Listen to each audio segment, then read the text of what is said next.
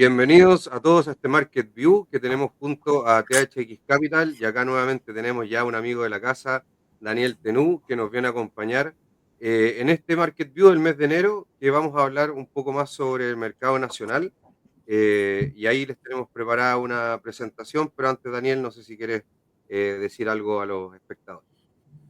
Bueno, hola Ulises, feliz de que sigamos avanzando, sigamos trabajando en conjunto. Ya hicimos nuestro primer Market View, hemos estado trabajando en varias cosas que queremos seguir desarrollando. Así que, bueno, en este caso el Market View mensual, la idea es precisamente ir aterrizando un poquito lo que ha pasado en el mes y la visión de lo que se viene hacia adelante y con algunas recomendaciones o estrategias para poder, en el fondo, trabajar eso. Así que feliz de estar acá, yo sé que estáis haciendo un montón de cosas en red, mucha ayuda, mucho material y siempre es bienvenido. Así que, bueno, en esta instancia, ojalá podamos seguir bajando recomendaciones y ayudas para que la gente pueda invertir y operar de la mejor manera. Exactamente. Así que bueno, feliz también de estar nuevamente en este Market View y también poder seguir entregando información y valor a nuestros espectadores y también a lo mejor posibles clientes de THX. Así que vamos ahora con lo del mes de enero, la agenda un poco que tenemos preparada con un poco el escenario local, hacer un breve repaso más o menos en dónde estamos parados en la parte macroeconómica nacional. Después ir al tipo de cambio dólar-peso, que es una de las principales monedas que se opera acá en el país. Después irse a renta fija nacional y algunas cosas interesantes que hay ahí también dentro del mundo de la renta fija, que no son tan tradicionales. Ahí se entiende un poco lo que hablo de activos alternativos y también algo de renta variable y elipsa que han dado muy bien este año y vamos a ir viendo o entendiendo qué es lo que está moviendo un poco a la bolsa local. Así que en el escenario local, bueno, como vimos en el market view anterior, seguimos en un proceso, digamos, donde la inflación sigue estando un poco más pegajosa, por decirlo. No ha querido converger al 3%, que es la meta del Banco Central. Está un poquito desviada ahí del objetivo, que es con una banda del más menos 1 al 4%, pero el Banco Central ayer justamente mantuvo la tasa, vio estos riesgos de inflación y ve a futuro a lo mejor mantener un poco más prolongado esta tasa en 5% para poder en el fondo tener una inflación más contenida de acá a fin de año y que vaya justamente hacia la meta que tienen ellos. Y un poco acá el escenario local de crecimiento, y con esto, Daniel, ¿Puedes ahí volver sí. para atrás una para comentar eso? Yo creo que hay un tema importante ahí a comentar que en la, la, proyección de IPC o de inflación para el 2025 está un poquito sobre el rango meta, había estado en 4,3, hoy día ya está en niveles de 4,6, 4,5, y eso tiene que ver en, con las tarifas eléctricas, tiene que ver con la subida del tipo cambio dólar, entre algunas, y los costos laborales principalmente. Entonces, claro, hay una preocupación y por eso mismo el Banco Central es probable que la TPM no la baje en el primer semestre y capaz que incluso empiece a aparecer la posibilidad de subirla. Y por otro lado, adelantar que, para que la gente que está escuchando esto sepa que el IPC de enero se espera bastante alto, casi 0,8-0,9%, y eso tiene que ver con tarifa eléctrica, indexación de dólar, bueno, y costos laborales. Así que por eso está esa preocupación. Yo creo que es importante recalcarlo porque va a tener incidencias importantes en las carteras de renta fija y en las tasas, que en el fondo va a impactar a todo el resto de los activos nacionales, por lo menos. Exactamente, y ahí se va a empezar a traspasar también un poco este dólar sobre los 1.000 pesos que vimos justamente hace unas semanas atrás, ¿no es cierto?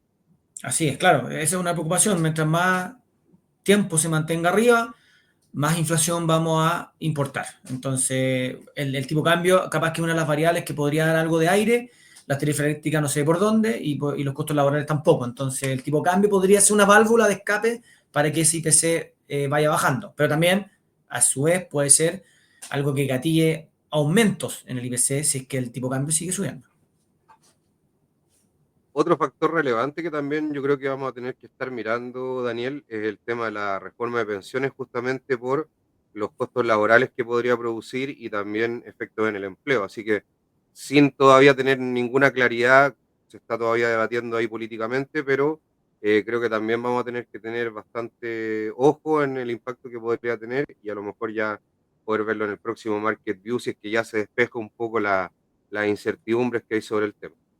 de todas maneras, la reforma previsional es inflacionaria, porque tiene un aumento en los costos. Así que sí, Exactamente. es en el tiempo, pero es del orden del 1% anual, así que es un aumento de 1% anual en costos laborales, más allá de los otros costos laborales que está subiendo. Entonces, tenemos un problema de inflación. Probablemente eso tiene que ver con por qué, lo vamos a revisar más adelante, por qué el Banco Central mantiene la TPM en 5 y por qué ahora no se esperan nuevas bajas por un buen rato. Exacto. Y acá un poco el lado del crecimiento de Chile, en donde creo que lo más importante es que el crecimiento va a seguir estando entre el rango que espera el Banco Central del 1,5 y el 2,5%. Algunos dicen que más específicamente podría estar entre el 2 y el 2,5, pero algo bien interesante es que se ve un poco reactivación de la demanda interna o se proyecta un poco reactivación de la demanda interna y un poco bajada de exportaciones. Así que ahí eso también podría ir explicando un poco ciertas cosas que han ido pasando en el IPSA que podríamos ir viendo más adelante, un tema de reactivación de la demanda interna. Ahora también mucho ojo que esa reactivación de la demanda interna también puede tener efectos sobre la inflación, como justamente habíamos hablado en la diapositiva anterior. Así es, el crecimiento está proyectado del orden del 2%, es muy anémico. Capaz que la reforma previsional en ese sentido puede ayudar un poco, en cierta medida, dinamizando el mercado de capitales y con la inversión. Pero bueno, está por verse, yo creo que igual para eso va a faltar tiempo. Exacto. Y ahora ya nos vamos a un poco más a lo que nos convoca, tipo de cambio, donde podemos ver ahí que estuvimos un tiempo sobre los 1.000, estuvo como prácticamente una semana entre los 1.000 y los 1.020 pesos, pero más que nada por factores internacionales que lo vimos revisando también en los videos que tenemos de dólar peso, en donde vimos bastante presión a nivel del DXY o a nivel de el dólar internacional por todo este tema de Trump, de las tarifas y bastantes expectativas que habían en eso. Pero ahora ha ido cayendo un poco y está en torno a los 990, 1000, más o menos oscilando hoy en día el dólar. No sé si nos quieres comentarnos algo ahí, Sí, Daniel, sobre eso. yo creo que está extraordinario los market view, digamos, de dólar que estás haciendo consistentemente. Ahí se ahonda en todos estos niveles. Los niveles técnicos siempre son muy fundamentales en el dólar, sobre todo de corto plazo. Yo creo que es bueno seguirte ahí, que la gente pueda estar bien en línea con eso. A largo plazo, obviamente, yo miraría con cautela o con mucho ojo el nivel de 985 y bueno, y 1020 por arriba. Si es que el 985 se transforma en piso, probablemente vayamos a buscar nuevamente el 1020, que sería de preocupación. Y por otro lado, si es que corta el 985, podríamos ir a niveles de 955, 960 y capaz que bajando. A pesar de las, entre comillas, las malas noticias de monedas que hubo en lo internacional, el dólar peso se comportó bastante bien, así que eso da un poco de luces de que capaz que las caídas podrían prolongarse según la visión que tenemos, pero de nuevo, los fundamentos son hacia abajo, pero hay muchos fundamentos que también están un poco en cuestión, dado todo lo que está pasando en lo político, principalmente con todas las medidas de Trump y cómo nos afectan o no nos afectan particularmente a nosotros. Y a Sí, China. también recordar que hoy día más tarde vamos a tener decisión de tipo de interés de la Fed y eso también va a influir sobre todo en la parte más internacional del dólar que siempre tiene cierto impacto, así que hay que estar ahí, como dice Daniel, revisando más que predecir hacia dónde va a ir, porque la verdad es que eso es muy complicado ir viendo ciertos niveles y ir viendo ahí operativa según la estrategia que tengan los clientes de lo que necesiten con el dólar peso. Sí, hay que agregar que lo que uno puede controlar son los costos. Entonces es importante, nosotros lo hacemos con nuestros clientes, que el spread sea bajo, que sea razonable.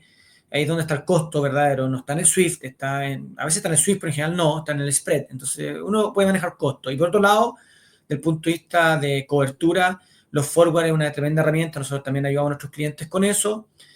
Son seguros de cambio muy baratos si se utilizan de buena manera. Así que están esos productos, están esas alternativas para que la gente que necesite o tenga que operar dólares sepa que están y busque, entre comillas, cómo hacerlo de la mejor manera. Bueno, ahí está la invitación que hemos hecho formalmente con Ulises y bueno, si es que hay gente que lo hace, fijarse de nuevo en los spread y si uno necesita hacer cobertura, hacer un forward de buena manera. Exacto. Y ahí muy, muy importante esa invitación a revisar el tema de las coberturas, ya que, por ejemplo, a empresas de importación o exportación, por dar algunos ejemplos, le podrían ser muy útiles este tipo de instrumentos, así que quedan invitados a contactarse con nosotros. La parte de renta fija, acá ya vemos un poco la curva que ha tenido los depósitos a plazo, en donde tuvimos un máximo justo cuando la TPM también subió, cuando tuvimos problemas de inflación hace ya un par de años y ahora ha venido cayendo en línea justamente con la tasa del Banco Central. No sé si nos quieres comentar algo con los Sí, depósitos a plazo, pero en general sí, han venido con rentabilidades bien a la baja. sí, yo creo que lo que hay que bajar de esto es que efectivamente muchos han visto cómo los depósitos a plazo, lo vamos a ver me parece en la cita diapositiva, pero muchos de los depósitos a plazo han ido bajando en forma consistente y forma potente, y lo que se puede ver es que ya eso va a parar. O sea, estos niveles de depósito a plazo o de tasa que están alineados con la TPM se quieran mantener. Así que bueno, ahí los tenemos efectivamente, y desde más arriba los que tienen más tasas, que tienen riesgos importantes, porque son clasificaciones de riesgo más bajas, internacional, Ripley y consorcio, y ya los bancos más potentes, digamos, con clasificaciones de riesgo más altas, AAA, andan en torno al 0,40, 0,35. Obviamente hay distintas tasas según si es online, hay promociones, digamos, y algunos incentivos a tomar. Pero en general, estos son los niveles de tasa de depósito a plazo que deseamos tener durante un buen rato ahora en adelante. Y desde ahí vamos a anclar el resto de las expectativas de tasa que tengamos. Entonces, ese sería como el desde, estaría acá, y vamos a ver cuál sería, entre comillas, el asta en lo que es renta fija o deuda. Eso es lo que hay que buscar. Exactamente, y claro, justamente con lo que hablábamos de todas estas presiones inflacionarias, etcétera, en las primeras diapositivas, y la TPM muy probablemente que se mantenga este año, no vamos a tener rentabilidades mucho más altas en depósito a plazo, y podemos ver ahí que las que tienen un poco más de riesgo no superan el 0,46 y más o menos el rango es bien acotado en cuanto a las diferencias. La verdad es que yo también veo que no hay mucha oportunidad, sobre todo también pensando en la inflación, porque si uno descuenta esta rentabilidad con inflación, la verdad es que es bien acotada.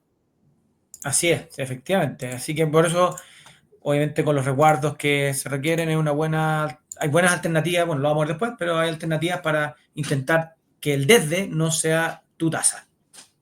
Exactamente. Y bueno, acá un poco lo que ha pasado con la política monetaria, es un poco a largo plazo, desde el año 2020, en donde justo vemos acá este pic que tuvimos hace un tiempo atrás, que fue el pic de los depósitos a plazo, pero justamente esto ha venido ya bajando hace bastante tiempo y la tasa ahí se mantiene en el 5%. Y también acá una vista ya de un año, exactamente lo mismo, la TPM del Banco Central, en donde ha venido ya con bastantes bajas, sobre todo en el último año, pero ahora se espera que esa tasa siga en el 5% por lo menos un par de reuniones más. Sí, lo hablamos recién. Probablemente esto sea un nivel que se mantenga durante el primer semestre. La siguiente reunión es en marzo, no va a pasar nada probablemente, así que, y bueno, capaz que incluso empiezan a salir algunas voces que hablan de alza. Yo creo que no, pero yo como base de teoría de inversión, digamos, mantendría como que se va a mantener niveles de 5. Y eso va a anclar los depósitos a plazo, y eso de ahí para arriba vamos a ir a buscar tasas adicionales con esa referencia, con ese benchmark. Exacto, y justo ayer el Banco Central sacó un comunicado y también algo que mencionó son riesgos también externos, un poco con todo este revuelo con el presidente de Estados Unidos, etcétera. Por lo tanto, yo creo que eso va a ser también un motivo por lo cual el Banco Central va a preferir tener cautela y no va a hacer, digamos, movimientos de tasa mientras no haya un poco más de claridad en qué va a pasar con todos esos temas de tarifas, etcétera, que hemos visto harto en las noticias últimamente. Acá un poco las tasas de 10 años de Chile, las BCU y las BCP, las tasas, digamos, base a 10 años en pesos y en UF, en donde la curva roja está en pesos y la curva azul está en UF. Y ahí no sé si nos quieres comentar algo, Daniel, ya bajando un poco más esta Sí, información a alguna recomendación. sí, los BCU y los BCP son bonos del Banco Central en peso y UF, son lo que más se transa en el mercado. Mucha transacción diaria, mucha liquidez. Y acá lo que quiero rescatar, bueno, uno son los niveles que van en, no sé, que en el fondo la nominal estaría en orden de 5,5, algo por ahí, 6 con suerte. Y por el otro lado, que el diferencial entre la tasa, o sea, el BCP, la curva roja y la curva azul, es la inflación implícita a 10 años. Y eso está relativamente anclada a niveles de 3, un poquito más arriba, pero está anclada en los niveles de inflación. Entonces el mercado le cree a Chile y a la inflación y al Banco Central de que la inflación se mantiene en el rango meta. Eso es un poco lo que uno podría rescatar de acá. Y de ahí uno puede sacar algunas preferencias si es que uno prefiere tener papeles en UF o nominales. Mucha gente pregunta muchas veces o dice quiere tener inversión en UF. Y yo le digo que no es necesario si las tasas nominales es la UF más el resto. Entonces está descontado, digamos, está en el precio. Así que Exacto. no es necesario comprar un papel en UF para tener la rentabilidad de UF más alta. No, se puede con el nominal. Es lo mismo, las curvas están arbitradas absolutamente, así que no es necesario. Así que eso como mensaje, obviamente hay que fijarse en la inflación y protegerse en la UF, pero con las nominales uno lo hace de igual manera. Así que no hay que tener un papel en UF, digamos, obligatoriamente. Exactamente, totalmente de acuerdo y algo que hemos también revisado ahí varias veces, esta famosa inflación implícita que está, como dices tú, anclada muy cercana al 3%, un poquito más arriba, pero la verdad es que es bien marginal y yo también coincido que con justamente lo que está haciendo el Banco Central, esto se podría dar, digamos, de una inflación que converja al 3%. Lo que llamativo nomás de esta slide, que es a un año, es la caída que ha tenido un poco acá en la última parte, la tasa, digamos, real, la de los BCU versus la de los BCP, que se ha mantenido un poco más plana y a lo mejor ahí se podría estar dando, no sé si alguna oportunidad ves tú en la parte de la curva nominal. Sí, yo me gustaría más la nominal en ese caso. Ahora, la razón podría ser que capaz que esa inflación que está bien anclada al 3 a largo plazo se nos va un poquito más tirada para el 4. Yo no creo, no es mi escenario base, así que claro, efectivamente, al no ser mi escenario base, yo preferiría tener papeles nominales porque hay más valor. Pero yo creo que algo puede tener que ver con eso, hay que ver si se mantiene, igual las curvas a veces se anclan por otras razones también, a veces son temas de flujo, pero hay que esperar un poquito que se normalice y que decante. Exacto, concuerdo también con eso. Y acá un poco ir hacia otro tipo de activos que tienen relación con la deuda y que eh, son una excelente oportunidad para poder tener un mayor spread o una mayor rentabilidad sobre estas tasas base y los depósitos a plazo que hemos mencionado, y que también se comportan bastante bien cuando uno los confecciona en una cartera, por también propiedades que tienen de volatilidad, digamos, un poco descorrelacionada, etcétera, y por lo tanto los activos alternativos que vamos a hablar ahora de deuda creo que son una muy buena, digamos, un muy buen complemento a las carteras de deuda pública y también a carteras, digamos, un poco más balanceadas también con acciones y otro tipo de activos correspondientes. Así que ahí no sé si nos quieres hablar algo específico Sí, sobre este spread de facturas, digamos, que tenemos acá en la presentación. sí, nosotros particularmente venimos trabajando con deuda alternativa, que después se factura, deuda privada y otros, hace ya más de 10 años, porque se ha transformado no solo en Chile, sino antes en lo internacional, como una excelente alternativa de inversión por muchas razones que no vamos a detallar acá, pero en definitiva lo que uno tiene acá son tasas más altas. Obviamente esto hay que mitigar y manejar los riesgos. Esto no se trata de comprar en cualquier lado una factura o cualquier fondo. Hay que ser muy minucioso, muy detallista en ver y hacer mucho análisis para ver dónde uno invierte y cómo lo hace. Pero obviando eso, como asset class ha crecido muchísimo en el último tiempo y es una tremenda alternativa para sacarle un adicional de tasa en lo que es renta fija o en las carteras más conservadoras. Nosotros lo hacemos muchísimo. Uno, en términos generales, uno puede sacar entre 200 a 350 puntos más, o sea, 2 a 3,5% más de rentabilidad que, entre comillas, la libre de riesgo, que sería un depósito a plazo de los bancos AAA, con buena liquidez o razonable liquidez y con riesgos que se pueden mitigar de muy buena manera. Hay una curva que muestra cómo en este caso son los spreads de factura, que es una parte de la deuda alternativa, como siempre va con un spread adicional sobre entre comillas, los depósitos a plazo o la libre de riesgo. En algún minuto estuvo medio pegado cuando los depósitos a plazo anduvieron muy bien, pero en general se mantiene esa distancia que puede ser de 2-3% más de tasa. Y es una muy buena alternativa porque al final son carteras activos subyacentes de corta duración. Hay un mercado que se ha desarrollado muchísimo, con administradoras muy profesionales y muy buenas, no todos obviamente, pero muchas sí, con mucho resguardo, muchos procesos, muy buenos managers, y eso se puede ir armando para un inversionista retail. Nosotros ayudamos a hacer eso, y se obtienen tasas bastante más importantes que las que tienes con la libre riesgo, a nuestro juicio, sin aumentar en gran medida el riesgo, que es la clave, mitigándolo de gran medida. Y eso, raya para la suma, es rentar un 8 o 9% en vez de rentar un 5%. Y eso es una distancia bien grande, que uno, si lo hace de buena manera, se puede acceder. Repito, nosotros lo hacemos hace mucho tiempo. No vamos a entrar en detalles de cuáles son esos fondos, ni particularmente en el asset class. Podemos hacerlo otra vez, si encantados, si es que les interesa. Pero la idea es trasuntar de que existe alternativas de inversión en lo que es lo conservador, la renta fija o la deuda, que es muy buena y muy superior a la alternativa de fondos mutuos que son caros o de un depósito a plazo. Además, hay beneficios tributarios y otras cosas que también pueden ser de importante interés. Así que ese gráfico muestra un poco esa alternativa. De nuevo, el disclaimer es que hay que hacerlo de manera profesional, con mucho detalle, mucha preocupación, pero se puede, no está esto supeditado solo para los grandes patrimonios ya, hay acceso para muchos, y eso es lo que en el fondo nosotros en THX Capital lo bajamos a clientes de distintos tamaños de portafolio. Así funciona muy bien. Así que es una alternativa, y queríamos dejar, creo que mirando lo que es el 2025, con los niveles de tasas que hay, bueno, aspirar un 8 o 9% es una tremenda tasa para la deuda.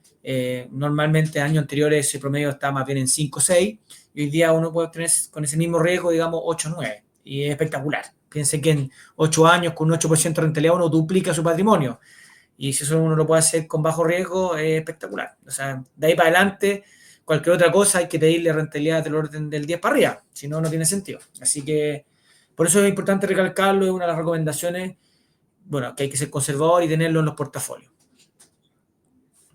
Exacto, concuerdo, ya que son instrumentos que agregan bastante valor en los portafolios, mitigan un poco esta volatilidad y agregan un Claro. poco de valor justamente en spread de tasa. Lo que sí a recalcar es que la selección, digamos, y justamente en THX Capital nos dedicamos a eso, y de hecho Daniel ahí es justamente el experto en renta fija. Nos dedicamos a seleccionar fondos de acuerdo con buenos managers que nos den confianza, ya que es una clase de activo, y también obviamente la gestora, la jefe que hay detrás, ya que es un asset class que en el fondo hay que estarlo mirando bien, hay que conocer qué es lo que hacen y hay que saber, digamos, a quién se le está delegando, y en eso lo hacemos, digamos, con bastante profesionalismo. Y también lo otro es justamente cómo equilibrar este tipo de instrumentos con los otros instrumentos de deuda un poco más tradicionales, y ahí también tenemos nosotros nuestras carteras ya que tenemos diseñadas. Así que Así. muy buena la alternativa, digamos, a la deuda tradicional, y sobre todo muy bueno también ver este tipo de fondos, porque hay mucha gente que le gusta, pero también tiene ciertos riesgos cuando uno lo hace de forma individual. Así que hay la invitación es que también vean este tema con gente experta para que sea, digamos, una buena inversión y no les genere algún dolor de cabeza el día de mañana, como ha pasado, digamos, con algunas alternativas que han habido en el mercado. Y acá un poco pasando ya para cerrar a la renta variable, en donde vemos que el IPSA ha tenido un inicio de año bastante bueno. eh, Superó ahí, digamos, este máximo anterior que venía trayendo del año pasado, lo hizo una perforación bastante interesante. Ahora yo creo que está un poco sobrecomprado, ya está con una extensión un poco importante, y justamente estos días ya estaba un poco más, digamos, más flojo las cotizaciones, han bajado un poco, así que yo creo que debería volver a caer un poco más, pero por lo que se ve podría empezar a repuntar. El IPSA, sobre todo con sectores que han estado un poco rezagados anteriormente. De hecho, en el market view anterior vimos algunos sectores muy relacionados a los commodities, y también un poco con esto que vimos en las slides iniciales de un dinamismo en la demanda interna un poquito mayor, y que también se podría ver en sectores como el consumo y el financiero, que son un poco los más típicos. Si también tenemos a lo mejor un poquito más de relajación de tasas, podríamos ver también ese dinamismo en la construcción y en los malls, que también son otros sectores bastante sensibles a la parte, digamos, de demanda interna, pero también a la tasa de interés. Así que yo los tendría como una segunda categoría de sectores interesantes y por ahora, sobre todo el financiero y el de los de consumo, creo que son los que se están llevando un poco las miradas, digamos. Yo lo que quería agregar ahí es que yo estoy de acuerdo contigo, yo creo que a estas alturas con esa subida queda un poco caro, a mi juicio, el IPSA. Dicho eso, hay un par de variantes que hay que tener muy en cuenta de mediano a largo plazo. Uno es capaz que el cambio de signo político, la vez que Piñera llegó por segunda vez, los mercados anticiparon y el año anterior o los 6 meses anteriores a que ganara, la bolsa voló y eso se anticipa. Y ahora obviamente las posibilidades de Evelyn son importantes y eso es un cambio de signo importante respecto a lo que es el gobierno de Boric. Y por el otro lado, la reforma de pensiones es, yo he visto por ahí un poco los números, pero es la recaudación adicional de ese 8% es muy, muy grande y esa recaudación, ese ahorro que va a inversión, en gran medida o una buena parte va a activos nacionales. Entonces es un flujo de compra de largo plazo que no estaba, que va a empezar a aparecer ya una vez que se apruebe esta reforma. La reforma tiene otros problemas importantes, pero desde el punto de vista del mercado lo profundiza. Así que ahí podríamos tener a mediano plazo, largo plazo, algunas variables que podrían ayudar al IPSA, que había estado bien parado mucho tiempo y que ahora finalmente empieza a repuntar de forma significativa. Así que yo pondría como esos grandes énfasis respecto a la bolsa y te dejo ahí la palabra para que hables de algunos nombres particulares, ya yéndonos más al día a día y este inicio de año.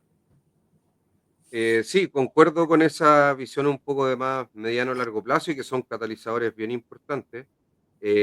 También mencionar que también un catalizador importante el escenario internacional, sobre todo la bolsa de Estados Unidos, que también ha venido subiendo y eso en cierta forma impulsa por los ADR y por otros mecanismos más, impulsa ciertas acciones acá en el mercado local y le beneficia bastante. Sí También. creo que ahora no sé si sería un momento de entrar, sobre todo en el índice, tal como dijo Daniel, está un poquito, está un poco caro, pero a lo mejor ya en algún tipo de retroceso, sobre todo ahí a niveles relevantes técnicos, podría ser a lo mejor interesante entrar en algunos papeles del IPSA. Ahora, yo siempre en el IPSA creo que hay que ser un poco más selectivo que a lo mejor tanto con el índice de referencia.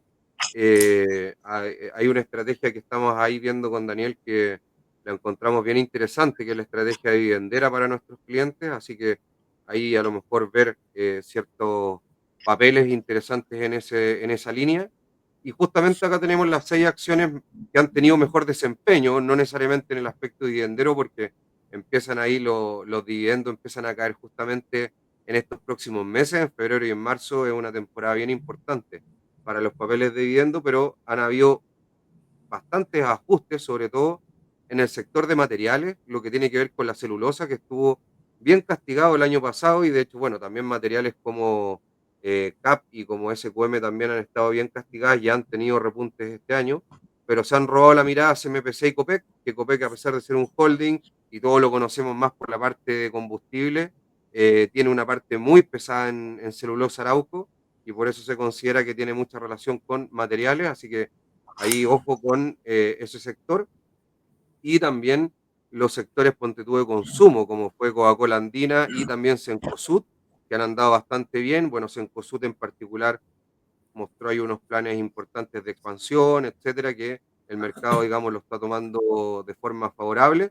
El sector financiero, que también tiene que ver con esto de un mayor dinamismo interno que hablábamos al principio que proyectaba el Banco Central, y ahí el Banco de Chile es un banco que tiene un ROE, digamos, sobre el resto del mercado, a pesar de que tiene también una valorización por precio-valor libre también un poco más alta, pero es el banco, digamos, líder en rentabilidad local junto ahí también con algunos otros, Santander, creo que Itaú también podría ser interesante por precio, pero eso lo vamos a dejar ahí más para confeccionar carteras después. Y también Engie, que tiene que ver con servicios básicos, pero yo también creo que, y de hecho reportan varias de estas también en los próximos días, así que mucho ojo con eso.